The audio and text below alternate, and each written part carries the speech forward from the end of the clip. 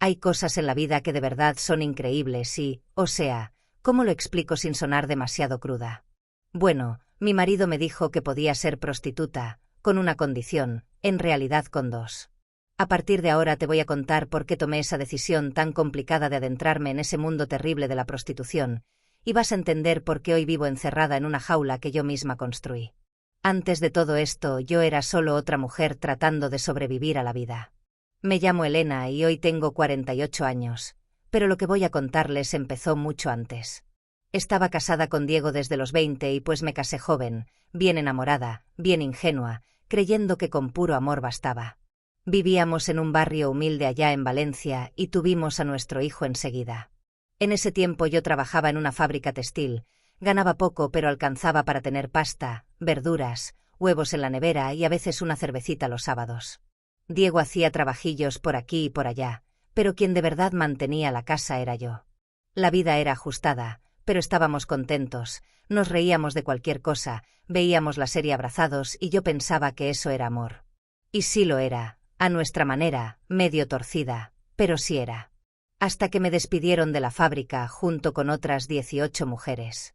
Volví a casa con la carta en la mano y con esa sensación de que el suelo se abrió debajo de uno.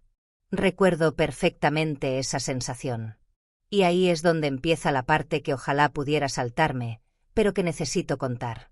Porque la verdad, esconder la realidad no sirve de nada. En esa época apareció Sandra, mi amiga de la infancia. Me acuerdo que de niñas jugábamos con muñecas en el parque, pero luego se mudó y no la volví a ver en unos 12 años. Me di cuenta de que llegó cambiada, bien arreglada, con el pelo liso, uñas perfectas, ropa ajustada. Ni siquiera tuve que preguntarle, sabía a qué se dedicaba. Y ella me miró y me dijo, Elena, ¿por qué no sales conmigo una noche? Solo para tomarnos algo, distraernos un poquito. No tienes que hacer nada, solo conocer el sitio. Y fui. Por tonta. Tal vez. ¿Por agotada? Sin duda. Llegamos a un club, puro señor rico, mayor, riéndose a carcajadas, copas caras, perfume fuerte. En cuanto entré supe que ese no era lugar para una mujer casada. Pero cuando uno es joven, ¿cuántas estupideces no hace? Sandra me dejó en una mesa con un señor amable, como de unos 58 años, y nos pusimos a hablar de la vida, del matrimonio, de los hijos, y recuerdo que me miró como si fuera especial. Me trató bien, me invitó a una copa, y luego otra, y otra más. La verdad es que me emborraché bastante esa noche, y cuando me di cuenta, ya estaba en su coche.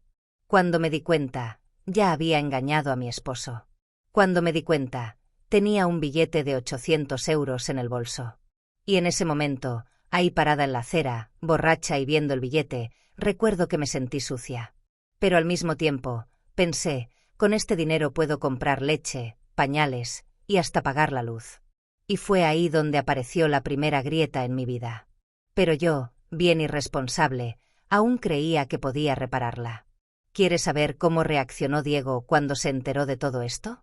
Porque es justo ahí donde la vida de mi familia empezó a cambiar, pues así fue. Después de ese día con el señor, pasé como una semana sin poder dormir bien. Me sentía culpable, avergonzada, pero también aliviada, porque la verdad, con ese dinero pude hacer una compra decente por primera vez en meses. Arroz, pollo, leche, pan. Hasta yogures le compré a Alejandro, pero era como si la comida viniera envenenada, ¿me entiendes? Comía y tragaba también el peso de la mentira. Pasó un mes, creo que 2, y otra vez empezamos a pasar necesidades. Nos cortaron la luz, debíamos el alquiler, y yo andaba haciendo limpiezas y lavando ropa para sacar unos euritos. Y Diego ahí, callado, cada vez más apagado, como si ya se estuviera rindiendo con la vida. Una noche, con lluvia, Alejandro ya estaba dormido, y yo me acuerdo que estaba fregando los platos cuando él llegó de la calle todo empapado. Se sentó en la mesa, me miró, y me dijo, «Estás rara desde que saliste con Sandra. Dime qué pasó». Yo no esperaba que él me hablara así, y me quedé helada, pero ya era hora de soltar la verdad. Me senté frente a él, lo miré a los ojos, y le dije, «Ese día estuve con un hombre, estaba borracha, y me acosté con él. Me dio dinero, y lo acepté». Es muy triste acordarme de ese momento, pero recuerdo que lo único que se escuchaba era la lluvia golpeando la ventana. No me gritó, no me insultó, no me pegó, solo se quedó callado. Y yo empecé a llorar. Le pedí perdón, le juré que no volvería a hacer algo así, le dije que se lo contaba porque ya no podía más, pero que lo único que me importaba era él y Alejandro. Entonces, respiró profundo, encendió un cigarrillo, y dijo, con la calma más extraña del mundo, ¿quieres hacerlo? Hazlo, pero entonces vamos a poner las cosas claras. El cuerpo es tuyo, haz lo que quieras, pero no quiero que te enamores de nadie. Yo soy tu marido, ¿me oyes? Y siempre usa preservativo, hasta cuando hagas sexo oral, que ya sé que te gusta. Te lo juro, lo dijo en serio, como si fuera un trato más, como si el amor de su vida pudiera guardarse en un cajón. Me quedé muda, la verdad me sentí como un objeto, pero ¿sabes qué? También vi una salida. Y acepté. Por tonta. Tal vez. Por destrozada. Sin duda. Pero lo que nadie te dice es que esos tratos nunca son solo eso, son sentencias disfrazadas de libertad. Y desde ahí empezamos a vivir juntos, pero separados. Delante de nuestro hijo sonreíamos, pero cuando cerrábamos la puerta del cuarto, cada quien dormía volteado para su lado. Él ya no me tocaba, pero tampoco me detenía si salía. Pidieron que contara cómo fue la primera vez. Bueno, en resumen, fue horrible. Yo temblaba tanto que pensé que me iba a desmayar en el ascensor. Era un señor mucho mayor, con olor a colonia fuerte y una mano fría. Me miró de pies a cabeza, me dio un sobre con el dinero y me dijo, «Te ves nerviosa, ya se te va a pasar». Cuando salí de ese cuarto, con el cabello todo alborotado y el pintalabios corrido, me miré en el espejo del pasillo y pensé, es solo un trabajo como cualquier otro. Aquí no hay sentimientos. Soy como una actriz de telenovela. Y esa frase se volvió mi mantra. Aquí no hay sentimientos. Me la repetía cada vez que la culpa quería colarse. Y el dinero empezó a llegar rápido. Para que te des una idea, en solo una semana pagué todas las facturas. Le compré un uniforme nuevo a Alejandro, un coche a crédito y hasta volvió el pollo asado 2 domingos en la mesa. Pero junto con el dinero vinieron las consecuencias. Mi esposo casi no me hablaba. Comíamos en la misma mesa, pero era como si hubiera una pared invisible entre nosotros. Él decía que todo estaba bien, pero no lo estaba. Y yo me fui cayendo, pero con tacones y rímel a prueba de agua. De noche, la otra. Un hombre falso, un perfume demasiado dulce como los que usan las chicas de la calle y una risa fingida con los dientes apretados. De día, era madre, esposa, ama de casa. De noche, en la calle, era prostituta. Me duele recordarlo, pero la verdad es que ninguna de esas era yo. Porque si soy sincera, ya se me estaba olvidando quién era en realidad. Había días en los que llegaba a casa y lloraba en el baño con la ducha prendida para que no me escuchara.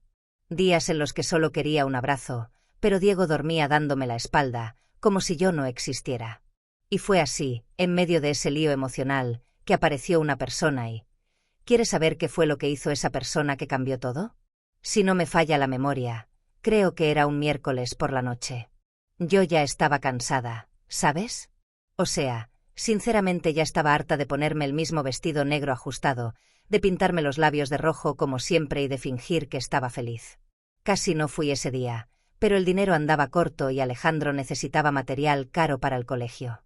El hotel era nuevo, tenía un cuarto muy bonito, con luz cálida y una cama que olía muy bien también. Pero no fue eso lo que me atrapó, fue el cliente. Marcos era alto, muy elegante, con la barba bien cuidada y una sonrisa parecida a la de George Clooney. Sí, un hombre guapo. Pero no fue eso, fue su forma. Me miró como si me conociera de otra vida. Y lo más raro es que esa noche no quiso nada. Cuando llegué me dijo, hoy solo quiero hablar. ¿Te parece bien? ¿Quién hace eso? ¿Quién paga solo para conversar? Obviamente me puse a la defensiva, pero me fui tranquilizando. Y hablamos de todo, de comida española, de la infancia, de hijos, de extrañar cosas. Me preguntó si me gustaba escribir y me contó que tenía una empresa de consultoría. Hablaba despacio, con una calma que yo ya ni me acordaba que existía. Al final, cuando me fui, me dio un beso, pero no en la boca, me dio un beso en la frente. ¿Y eso? Eso me desarmó por dentro. Nos volvimos a ver la semana siguiente y fue en esa segunda vez que todo cambió. Rompí la primera regla, no usé preservativo en el oral por primera vez. Sinceramente ni lo pensé. No fue por rebeldía, fue por ganas. Con él no sentía esa prisa de los otros, ni ese asco automático. Con él sí quería estar ahí y ahí me di cuenta de que estaba jodida porque empecé a sentir esa ansiedad bonita cuando me llegaba un mensaje suyo. Me arreglaba más cuando sabía que lo iba a ver. Le contestaba fuera de horario. Empecé a querer verlo fuera del cuarto. El problema es que el amor tiene olor y Diego, que siempre andaba callado, empezó a notar mi cambio. Me di cuenta de que empezó a revisar mi móvil y a preguntarme más seguido dónde estaba.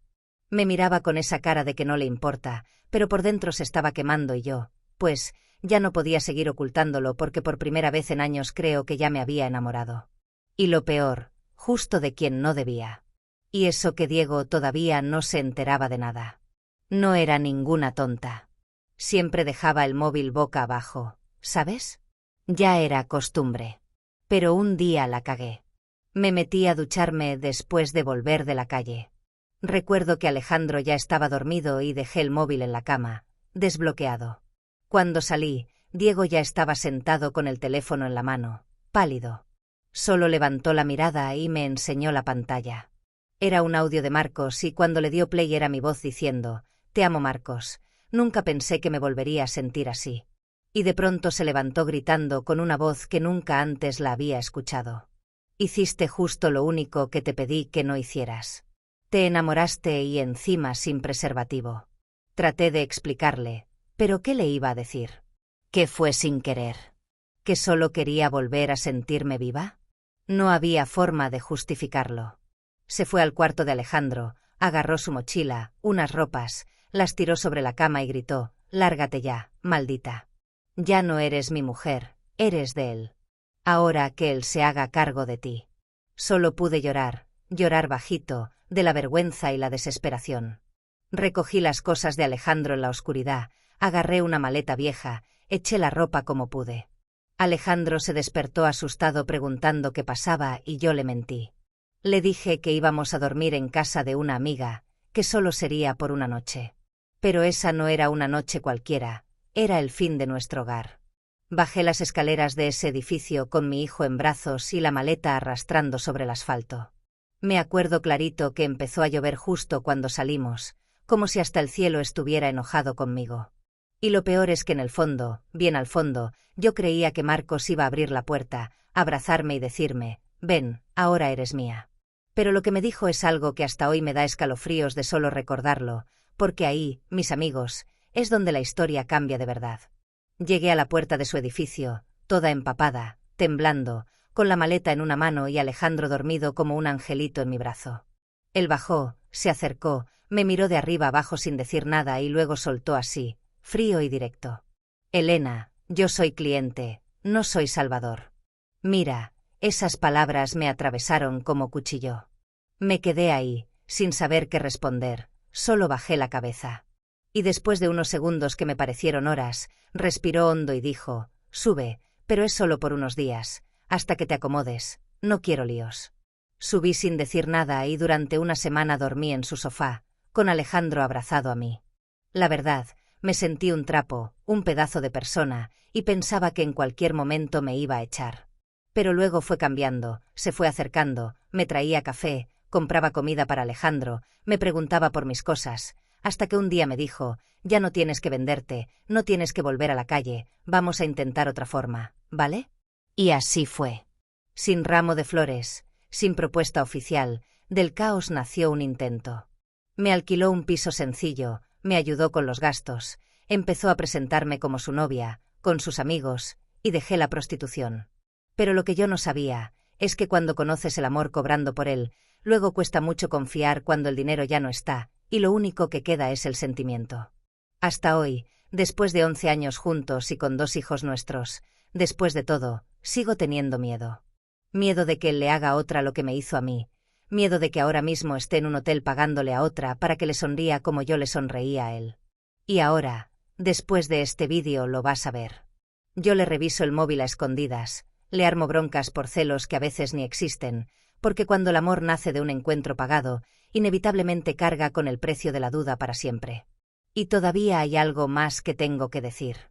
Mira, viendo todo con la cabeza fría, ya con 48 años, entiendo que hay cosas que hacemos de jóvenes creyendo que somos Superman o la Mujer Maravilla. Y cuando nos damos cuenta, ya no hay vuelta atrás. Cuando acepté esas condiciones de Diego, no pensé que estuviera siendo algo tan grave. Pensé, tenemos que sobrevivir. Si mi esposo me permite hacerlo, es porque me ama mucho y es un gran hombre por aguantar esto. Yo ya estaba harta de sostener la casa sola, de trabajar horas y horas en la fábrica y luego quedarme sin trabajo, con la cabeza hecha un caos, la nevera vacía y el corazón seco de tanto cargar con todo yo sola. Y uno ahí toma decisiones sin pensar mucho, ¿no? Actué por impulso, por necesidad, por rabia y por orgullo. Pero el tiempo no perdona esos impulsos. Los cobra. Y los cobra con intereses. Cambié mi matrimonio por un montón de noches que ni siquiera recuerdo bien. Cambié a un amor sencillo, medio roto, que era el nuestro, por un dinero fácil que me dio un tipo de comodidad que no dura. Y lo peor es que en mi cabeza yo pensaba que estaba haciendo lo correcto, que era posible poner reglas, como si el amor fuera un contrato, como si el deseo obedeciera órdenes. Pero obviamente que no obedece. El corazón, cuando decide irse para otro lado, se va. Y cuando te das cuenta ya ni sabes quién eres, dónde estás ni qué sientes. Amé a dos hombres, a cada uno de una manera, pero en el fondo perdí a los dos. A uno porque lo traicioné, al otro porque lo conocí de la forma equivocada. Y hoy, aunque tenga una casa, un compañero, dos hijos hermosos, cargo con esta inseguridad dentro de mí que no se va. Porque yo sé cómo empezó todo, sé de dónde venimos. La verdad es que cuando una vende el cuerpo, una parte del alma se va también. Aunque nadie la vea, aunque jures que no. Y no estoy aquí para juzgar a nadie. Cada quien sabe dónde le aprieta el zapato, cada quien conoce su historia y sus límites. Pero si puedo dejarte un consejo, a ti que estás escuchando esto, sería, piénsalo 2 veces. O 3. O 10. Porque lo que hoy te parece solo una solución, mañana puede ser la razón por la que ya no puedas dormir tranquila. No todo lo que parece libertad lo es. A veces es solo otra forma de cárcel, más silenciosa, más elegante. Pero cárcel al fin. Y el peor tipo de cárcel es cuando la celda eres tú misma. Es raro pensar que todo esto ya pasó, porque hay días en los que parece que todavía está ocurriendo aquí adentro, ¿sabes? De repente la culpa llega sin avisar, a veces disfrazada de nostalgia, otras veces de miedo. Pero aquí sigo, intentando ser feliz.